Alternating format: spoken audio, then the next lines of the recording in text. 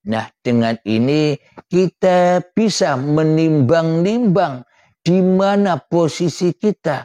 Kita bisa menimbang-nimbang disesatkan sampai mana diri kita kepada Allah. Karena sesungguhnya yang menyesatkan itu adalah kezaliman kita sendiri. Kenapa? Karena kita tidak mau sujud kepada hakikat diri sejati manusia kita sendiri. Karena kita tak sujud kepada sejati manusia yang sebenarnya tak ada. Yang sebenarnya Adam. Manusia yang sebenarnya tak wujud. Manusia yang sebenarnya tak hidup. Manusia yang sebenarnya tak kuasa apapun. Kita ingkar dengan keberadaan kemakhlukan kita sendiri selama ini. Itulah azab benar. Azab neraka jahanam di sisi Allah. Bukan azab neraka jahanam versinya hawa nafsu yang katanya besok terjadinya. Itu kan versinya hawa nafsu agar kita selalu mensekutukan Allah di dalam kehidupan ini. Agar selalu kita jauh dari Allah. Dijauhkan dari Allah oleh setan dan iblis.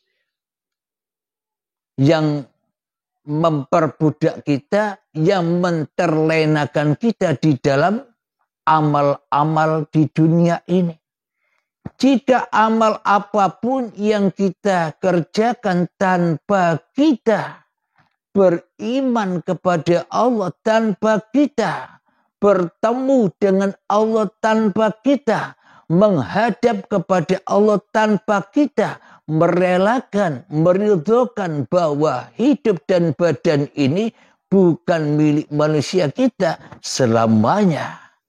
Kita takkan pernah bisa beramal melainkan amal ahli neraka saja yang kita lakukan selama ini. Apa? Amal yang dilakukan oleh hawa nafsunya sendiri. Meskipun kelihatannya sholatnya di neraka. Meskipun kelihatannya beribadah, ibadahnya di neraka.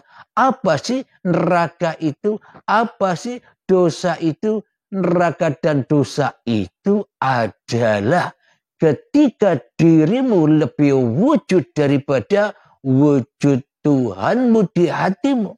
Ketika dirimu lebih ada daripada adanya Tuhanmu di hatimu. Ketika dirimu lebih hidup daripada hidup Tuhanmu di hatimu. Itulah dosa-dosa yang besar dan itulah azab benar di sisi Allah. Kenapa? Karena yang ada di dalam hati kita adalah di sisi diri kita sendiri. Dan kita memfanakan dan kita mentiadakan, mentidakwujudkan, mematikan sisi Allah di dalam hati kita.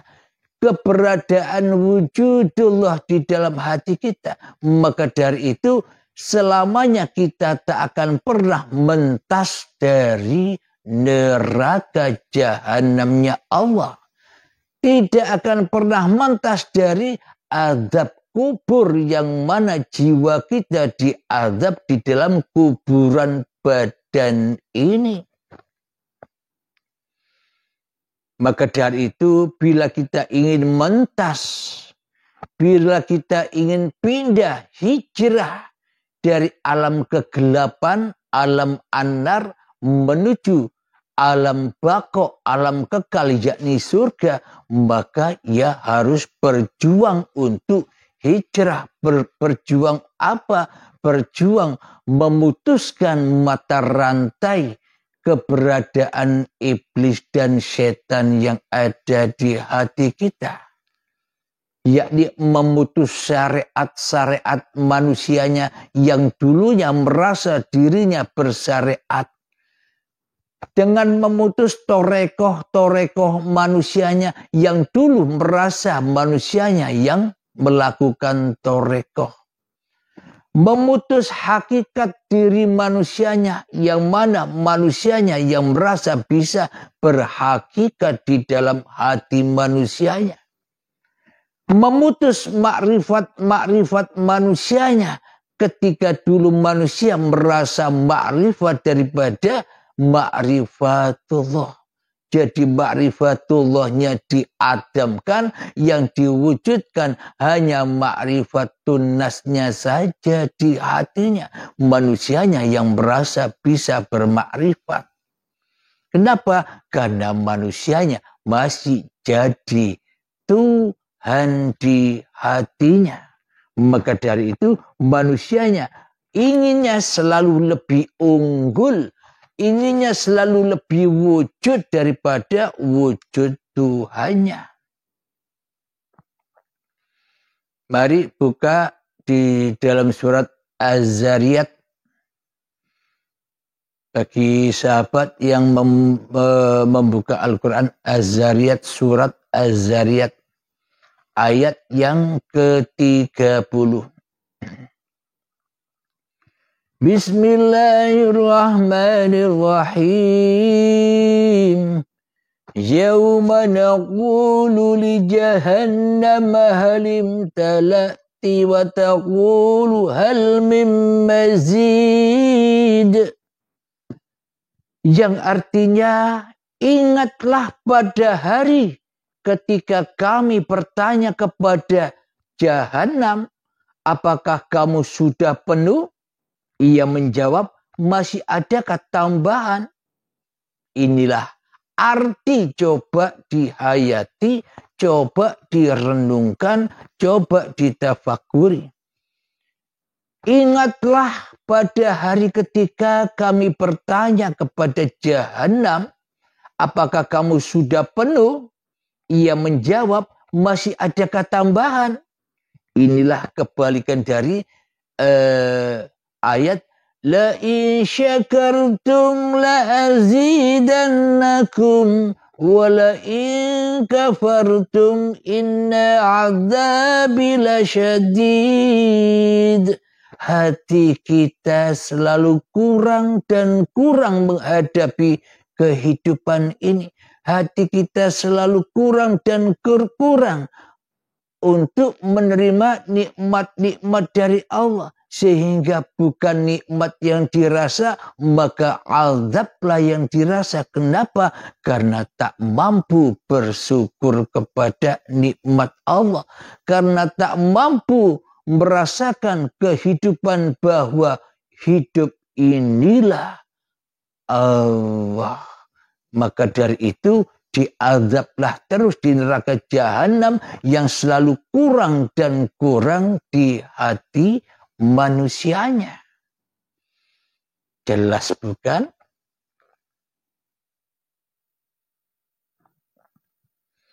Kelanjutan ayatnya di dalam Az-Zariyat yang ke-31.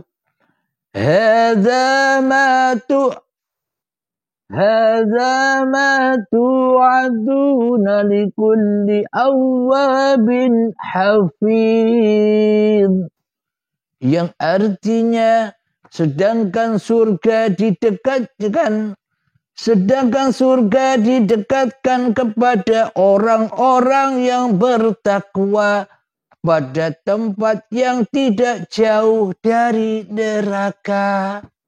Jadi neraka dan surga itu dekat kapan? Ketika dirimu masih ada di dunia ini.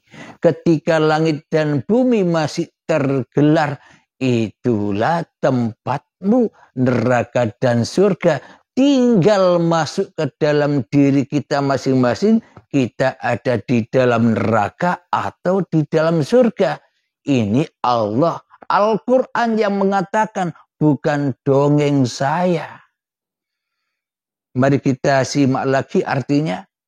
Sedangkan surga didekatkan kepada orang-orang yang bertakwa pada tempat yang tidak jauh dari neraka. Maknanya surga itu adalah tempat bagi orang-orang yang bertakwa. Siapa yang bertakwa? Orang-orang yang selalu mensyukuri nikmat-nikmatnya Allah. Nikmat hidup disyukuri karena hidup inilah Allah. Nikmat badan disyukuri karena badan bukan milik kita. Apalagi yang terjadi di dalamnya. Nikmat kita bisa makan, alhamdulillah, karena tanpa hidup dan badan maka makan takkan pernah ada. Nikmat minum, alhamdulillah, karena tanpa hidup dan badan minum pun tak ada. Nikmat makan makanan yang enak, alhamdulillah, tanpa hidup dan badan kita takkan pernah bisa memakan makanan yang enak. Kita bisa masak sendiri, alhamdulillah, tanpa hidup dan badan maka kita tak bisa masak. Ketika kita menghidangkan makanan kepada keluarga kita, alhamdulillah, bersyukur kepada hidup dan badan. Karena tanpa hidup dan badan maka tak akan bisa kita menghidangkan makanan-makanan setiap hari kepada keluarga kita. Kita bisa bekerja, alhamdulillah, tanpa hidup dan badan ini maka pekerjaan takkan pernah ada. Jadi seluruh apapun yang tergerak di dalam hati, seluruh apapun yang teraktivitas di dalam keseharian kita tergantung iman dan takwanya di hati kita masing-masing. Bila yang ada di dalam hati kita rasa bersyukur terus dengan adanya hidup dan badan yang bukan milik kita, kita selalu bersyukur dan bersyukur, maknanya bukan hanya dengan ungkapan kata alhamdulillah saja, namun dengan rasa mensyukuri hidup dan badan ini. Di dalam hati kita diam sejenak, tanpa hidup dan badan apakah aku ada? Tanpa hidup dan badan apakah kegiatanku ada? Tanpa hidup dan badan apakah aku bisa sholat? Tanpa hidup dan badan apakah aku bisa ibadah? Tanpa hidup dan badan apakah aku bisa bekerja? Tanpa hidup dan badan apakah aku bisa kaya? Semuanya disandarkan kepada uripe Allah. Itulah orang-orang yang bertakwa dan itulah orang-orang yang selalu syukur di dalam surganya Allah. Alhamdulillahirabbil alamin. Terbongkarlah rahasia surga dan neraka di sisi Allah. Kalau surga dan neraka di sisi manusia sudah terbongkar sejak dulu. Dengan apa? Dengan angan-angannya manusia itu sendiri. Digambarlah bentuk surga, digambarlah bentuk neraka. Kenapa? Karena manusia tidak beriman kepada Tuhannya. Sehingga angan-angannya yang diwujudkan di dalam hatinya. Padahal surga neraka tak akan pernah ada yang tahu kecuali Allah. Bila kita tak hidup, bila kita tak diamanai badan, apakah kita tahu surga dan neraka? Coba hayati sendiri. Alhamdulillahirabbil alamin. Sebelum kita lanjutkan, marilah kita mengheningkan cipta dulu, mengheningkan, mensunyikan, memalamkan, menggelapkan, mengalahkan, mematikan, menghancurkan diri kita sendiri di hati kita sehingga nyatalah asyakur. Kita mentiadakan kekufuran, kita mentiadakan kebakhilan diri manusia kita di hati kita sehingga muncullah asyakur. Silakan mengheningkan cipta 5 menit seperti biasa. Mengheningkan cipta, mulai. Bismillahirrahmanirrahim. Silakan berperang.